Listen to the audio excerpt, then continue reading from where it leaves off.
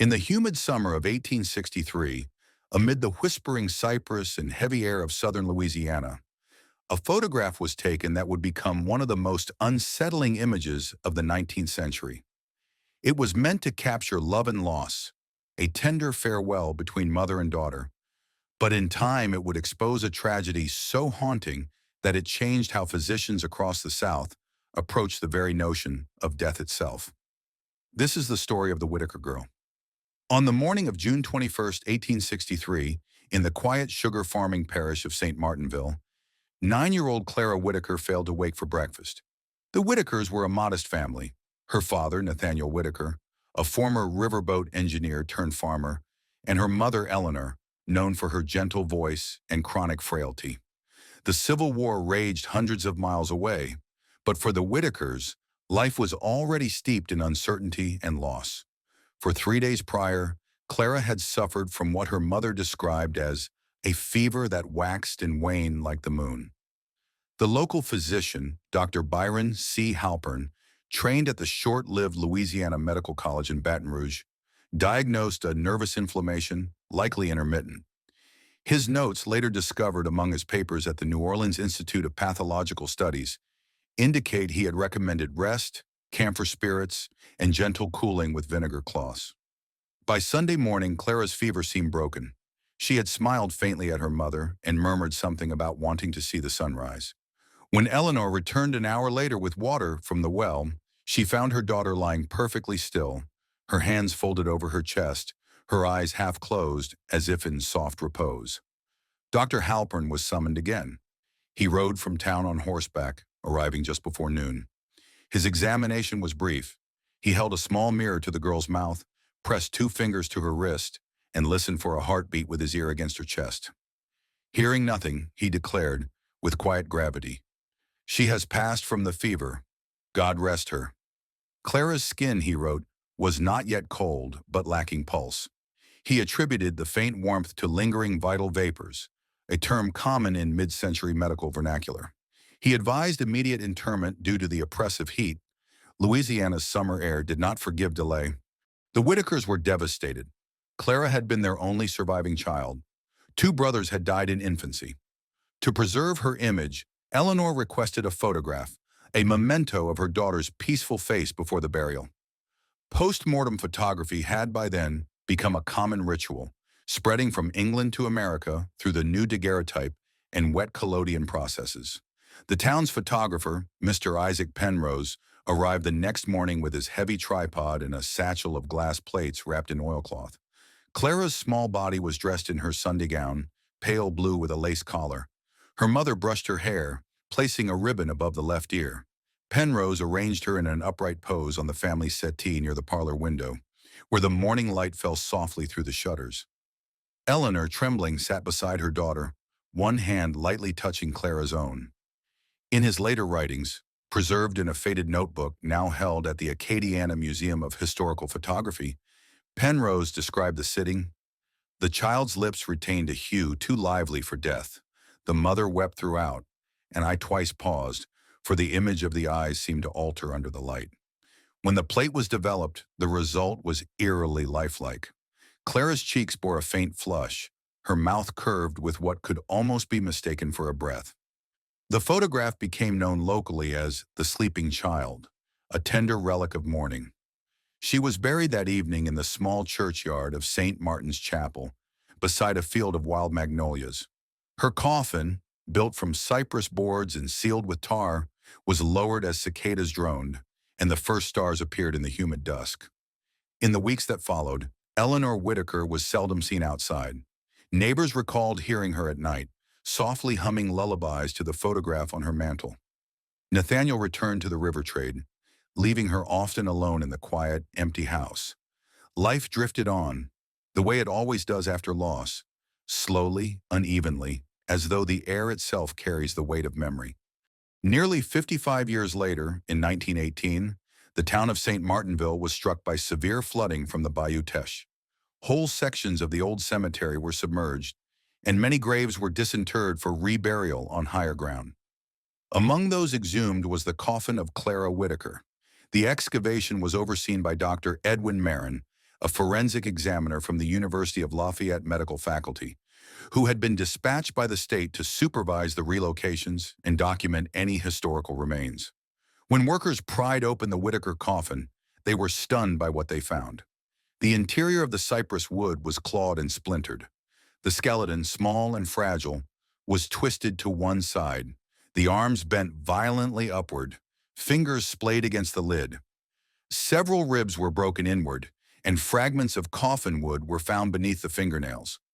Dr. Marin's report, dated August 2, 1918, now archived in the Louisiana State Medical Records Repository, reads, "The position of the remains and the extensive damage to the interior surface indicate unmistakable signs of voluntary struggle after burial. It is the examiner's opinion that the subject, a juvenile female, approximately 9 years of age, was interred in a state of suspended animation or apparent death rather than true demise." Local newspapers soon seized the story. The Lafayette Herald printed a front-page article under the headline, "Child Buried Alive in 1863, Horrors of a Century Unearthed." The revelation spread quickly. Scholars and journalists descended upon St. Martinville, demanding to see the photograph, the same sleeping child image that had hung for decades in the Whitaker home. Clara's descendants, now living in Baton Rouge, reluctantly provided it. When examined by specialists at the Tulane School of Medical Photography, the plate revealed what earlier viewers had dismissed: the faintest sign of moisture on the lower lip, slight tension at the jawline, and, most disturbingly, an almost imperceptible glint in the left eye, consistent, some claimed, with the reflection of light upon a corneal film that had not yet clouded. Dr. Marin's team concluded that Clara had likely suffered from cataleptic trance, a condition now recognized as a rare form of hysterical or epileptic coma, during which the body appears lifeless, though vital signs persist. In the sweltering heat of a Louisiana summer, her shallow breathing and faint pulse would have been easily missed. Modern analysis later suggested that the girl may have regained consciousness 2 to 3 hours after interment, trapped in utter darkness, her cries muffled by earth and wood. The very thought chilled even hardened doctors. Marin's assistant, Dr. Louise Garvey, one of the first female pathologists in the region, wrote privately in her notes, "I have held the bones of a child who awoke to her own burial. May heaven forgive those who failed to see her breath." In the months following the discovery, Clara's photograph became the centerpiece of medical lectures across the South. The Louisiana Journal of Neuropathology published an article titled, "The Whitaker Case and the Physiology of Apparent Death." It compared her ordeal to earlier European accounts, including the 1854 lion catalepsy incident and the infamous Wexler case of 1849 in Pennsylvania. The findings fueled public fear of premature burial. Coffin makers began advertising safety interment devices, equipped with small air tubes and bells. In New Orleans, an inventor named George Hoovelman even patented a burial signaling apparatus, a cord attached to the wrist of the deceased, capable of ringing a bell above ground. Few were ever used, but the notion that death itself might be fallible spread like wildfire. Eleanor Whitaker never lived to see the truth revealed. She died in 1891, her mind clouded by grief and illness. Neighbors said she would often sit by the window, clutching the faded photograph, whispering, "She looks so alive." When her letters were discovered in a trunk decades later, one contained a chilling passage. "I dreamed I heard scratching from the earth that night. I woke Nathaniel, but he told me it was the wind through the cane." After the 1918 discovery, the remains of Clara Whitaker were placed in a new coffin, lined in silk, and reburied with proper rites in a raised vault near the chapel wall.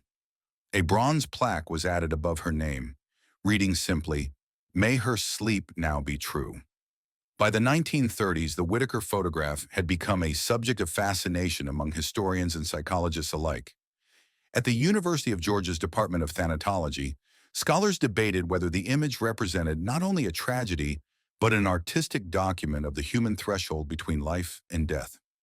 Professor Elias Norwood, writing in 1937, remarked, "The Whitaker portrait is less a photograph than a confession of medicine's ignorance and man's terror of uncertainty. In that child's stillness resides the greatest question our science has yet to answer. When precisely does life end? The photograph was exhibited in 1952 at the Smithsonian's Mourning and Memory Collection, where it drew record attendance. Viewers reported feeling an almost living presence in the image, an uncanny warmth in the eyes that seemed to defy the cold logic of death. To this day, the original plate remains in the Louisiana State Archive of Historical Medicine, restored and preserved under low light.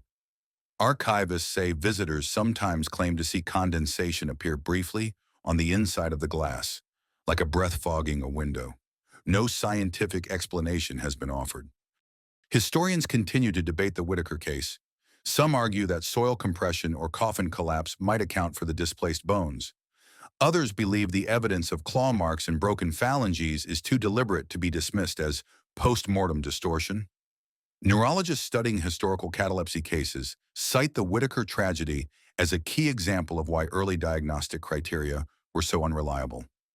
Without stethoscopes sensitive enough to detect faint cardiac activity or instruments to measure brainwaves, 19th century doctors often declared death based solely on visual cues: pallor, stillness, and lack of respiration.